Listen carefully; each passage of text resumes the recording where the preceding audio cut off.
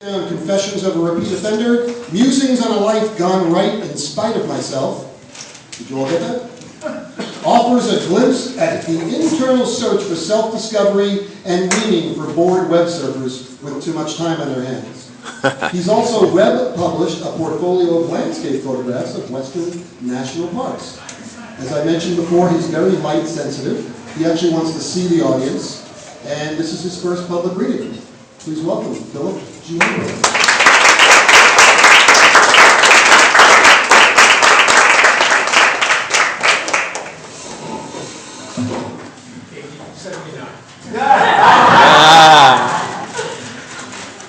I found out how to get my friends to show up somewhere. You advertise free in the email and everybody comes in. I'm reading tonight, since we're in a bar, I chose a chapter out of my online publication called Frozen Fragments from a Downward Spiral. From the name you can tell it's not a Snow White story. There's no prince at the end, but it starts out with my first time. It's not about losing my cherry or anything. Does everyone here remember the first time they ever went in a bar? Mixorties maybe? The way you felt first time, the way it looked. That's where we're going to start tonight. It goes down a little further. Can everyone hear me okay? Yeah. Not really. Real loud. Look, old guy, that too. Read into the mic. Is that better? That's better. Okay. You can use my cane, Wayne. It's the late 1940s. I'm 6 or 7 years old. It's a blistering hot August afternoon, and I'm on my grandmother's lawn in a rural area in South Jersey, dumping her wash tub. It's full of soap and bleach water, and when it soaks in the ground, nightcrawlers pop up like magic. I grab them and stash them in the Maxwell House coffee can, pour a little dirt on there, put a lid on, punch some holes in, and I save them for when I go fishing. Uncle Leon comes up, grabs me by the hand, takes me down Water Road, walk down about 20 yards, past our neighbor Charlie the goat man. We cross over the blacktop, go down a dirt road past Chicken Yaki's house. We go through an opening in a split rail fence surrounding a big lawn. There's a really big log cabin in the middle of it. There's wagon wheels propped up with logs on the lawn. It looks like a stagecoach stop from some John Wayne Western movie. It looks exciting. I'm starting to get excited. We walk up, and as we get close to the door, I see this little flashing sign that says, Charlie's Log Cabin Inn. My uncle opens the big wooden door, and I fall down the rabbit hole forever. Well, I'm blind for a minute, because my eyes can't adjust in the dark, but I feel the cool air from the room. I smell cigarette smoke, ashtrays, sweat, I smell some beer. Radio song, I hear a Phillies game. Eddie Wakers is on second base. Richie Ashburn hits a home run, ties the game up. My eyes start to adjust and make out it's a really big room with a bar in the center, big long pool table light hanging over it. There's big shafts of sharp light coming in from small windows on the side. See, there's a cigarette machine, a jukebox, some booths in the back, a shuffleboard machine, and a pinball machine, a little Labrador, Gottlieb, Daisy Mays on the front. Wow. Anyhow, my uncle picks me up, he sits me up on the bar. He orders a Coke for me, beer for himself. Pops the tip off a stick match and lights up a lucky strike. Bartender comes over. I said, what's your name, kid? I said, Phil. Goes back to the cash register. She comes back with a handful of nickels. They're painted with red nail polish. He says, go play the pinball machine.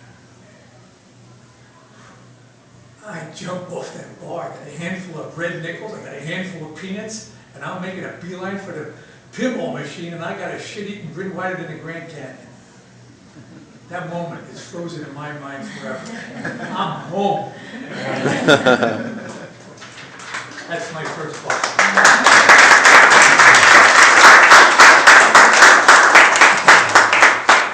This is Johnny Boy. I got a lot of Johnny Boy stories. This is one short one. Johnny Boy's my sister's boyfriend. He's the best looking, most athletic, and most evil person I have ever met. The only reason I'm allowed to hang around with him is because because of my sister. And I do shit jobs for Johnny so I can hang around with the older boys. They're 16, I'm 14. During card games, I run for cigarettes, I get coffee for them, and I mix drinks for them. From a bottle of Seagram that Johnny and I liberated from the local bar where he conveniently leaves the cellar door open when he delivers beer kegs. His father owns a beer distributing business. So we go in at night, take a bottle of whiskey, grab a bunch of quarters for the poker game from the cash register, we're out of there.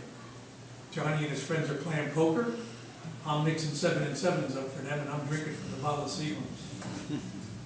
After a while, I start to feel tingly all over. It's my first drunk, and I'm liking it. 15 now. Setting pins in Stony Creek Bowling Alley, Springfield, Pennsylvania. Get 11 cents a game, 22 cents if I set double lanes. I ride to work in the back of my friend Donnie's 48 Harley. Every payday, we get one of the winos that works with us. We chip in and get him a couple bucks, and he buys a gallon of wine for himself and a gallon of apple wine for us. We get drunk every Friday night before we go to the dance. I'm a really good dancer. I enter dance contests all over Delaware County. I never lose. The problem is, if you go to dance contests out of your neighborhood and you win the contest, they beat the shit out of you.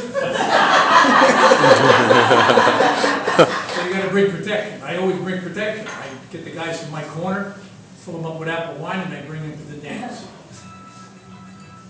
While everyone's standing in the center of the dance floor watching the dance contest, my guys go through the girls' purses. They leave them on the metal folding chairs along the wall to save their seats. They take the money out. That's the big for the guys. That's South Philly in the 1950s, folks. I'm sorry. Days. I have my first sit-down drink in a bar, 16 years old. Dave's Tombstone Tavern, Springfield, Pennsylvania. It has the look and the smell of Charlie's Log Cabin Inn. I have my father's jacket on, so I look older. I'm sitting at the bar, having a few beers, and I'm trying not to embarrass myself by getting drunk. That ends my childhood career. I'm skipping a bunch of years in there for time because Wayne's going to kick me out. I know. Move up to Rosie.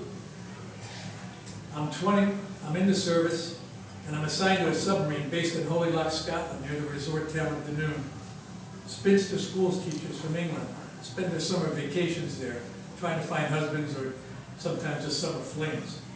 I hang out drinking rum and cokes, warm, no ice cubes. They don't have ice cubes there. At the Crown Hotel bar. It's the only bar in town. One night I decided to take the ferry across the loch to Greenock and over to Gourg. It's about an hour and a half. Hit the first bar I find, and somehow or other I hooked up with Rosie. Rosie's 27. She's good looking in a hard kind of way that I like. She's been around the block a few times. Rosie's petite, she has sharp, penetrating eyes, and a really loud laugh. She has the same dark, sick, cynical sense of humor that I have, so we're a match made in hell. We become the drinking party and generally too loud attraction wherever we go. Everybody knows and likes Rosie, but we're not allowed a lot of places, for what I assume is our appearance and generally my drunken behavior. We're turned away from most restaurants, dance halls, local things that happen in the town, so we're mostly restricted to hanging out in bars with Rosie's friends. We get drunk, and we make fun of the other drunks. Losers, obviously not as bright, as intelligent, and funny as we are. I have no idea where Rosie lives, and I never care. A lot of nights I miss the last ferry back to Dunoon. Rosie proves to be very, very resourceful. She has a friend who works at the rail yards. You have to sleep on the park trains at night. She has a friend who works at the YMCA, night watchman. He lets us sleep on the floor in the men's room. Occasionally, during the night, guys come in, have to use the urinals, they step over us, wake us up, they say, excuse me, they go about their business, and they leave. In the summertime, Rosie has a friend who works at the cemetery. We make love on the cold slabs, coffin tops, grave tops, and we sleep there. I remember once a Bobby comes by on a bicycle. He's riding it, Rosie's riding me. I'm too drunk to get scared. He says, "Hey, Rosie, how you doing?" She says, "Hey, Tommy." He looks back down, he pedals off, and we go about our business. The main thing I remember about those times is the burn from wool underwear on my leg. Even in the summertime, she's the only girl I ever made love to that wore wool underpants. They call them knickers. Well, once a month, Rosie goes up to Glasgow to visit her grandmother. It's about 50 miles away. She takes the ferry, the train gets up there. She spends the weekend there. When she's doing that, I stay on my side of the lock, hang out at the Crown Hotel, watching drunken school teachers make fools of themselves. I complete my submarine qualification training in my second Cold War. When we get back in the Holy Lock, my shipmates take me up to the Beresford Lounge in Glasgow, where I'm initiated into the Brotherhood of Sailors entitled to wear the submariner's dolphin insignia.